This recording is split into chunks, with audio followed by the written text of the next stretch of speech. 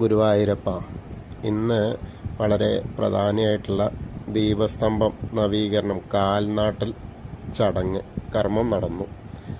ഗുരുവായൂർ ക്ഷേത്രം കിഴക്കേ ഗോപുര കവാടത്തിന് സമീപത്തെ ദീപസ്തംഭം നവീകരിച്ച് സ്ഥാപിക്കുന്നതിൻ്റെ കാൽനാട്ടൽ കർമ്മത്തിന് തുടക്കമായി. അടിഭാഗം ചെമ്പോലയിൽ പൊതിഞ്ഞ നിലമ്പൂർ തേക്ക് കഴയാണ് കാൽനാട്ടി സ്ഥാപിച്ചത്.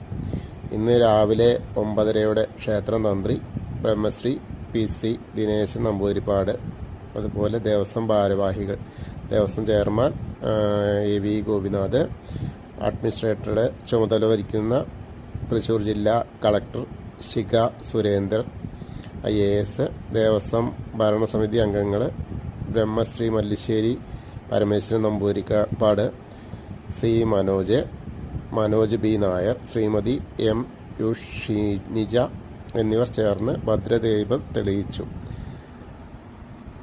നവീകരണത്തിൻ്റെ ഭാഗമായിട്ട് ദീപസ്തംഭം ഇളക്കി മാറ്റിയപ്പോൾ ലഭിച്ച 100 വർഷത്തിലേറെ പഴക്കമുള്ള നാണയങ്ങൾ മണ്ണിൽ നിക്ഷേപിച്ചു. ഒപ്പം ജില്ലാ കളക്ടറും അതുപോലെ ദേവസ്വം ഭരണസമിതി അംഗങ്ങളും ഭക്തജനങ്ങളും സമർപ്പിച്ച നാണയത്തുട്ടുകളും കാൽനാട്ടിയ മണ്ണിൽ സമർപ്പിച്ചു.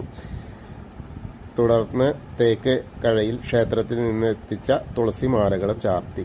1909 ദീപസ്തംഭം വഴിപാടായി സമർപ്പിച്ച സ്വതന്ത്ര സമര സേനാനിയും പ്രഗത്ഭ അഭിഭാഷകനും കോൺഗ്രസിൻ്റെ ആദ്യ മലയാളി പ്രസിഡന്റുമായിരുന്ന സർ ചേറ്റൂർ ശങ്കരൻ നായരുടെ കുടുംബാംഗങ്ങളുടെ ആഗ്രഹപ്രകാരം തേക്ക് കഴയാൽ ആണ് നവീകരിച്ച ദീപസ്തംഭം നിർമ്മിക്കുന്നത്. ഭക്തി നിർഭരമായ ചടങ്ങിൽ ദീപസ്തംഭ നവീകരണ പ്രവൃത്തി വഴിപാടായി സമർപ്പിക്കുന്ന പൊന്നാനി സ്വദേശി സനൽ, അതുപോലെ ക്ഷേത്രം ഭാരവാഹികളൊക്കെ ഉൾപ്പെട്ടിരുന്നു.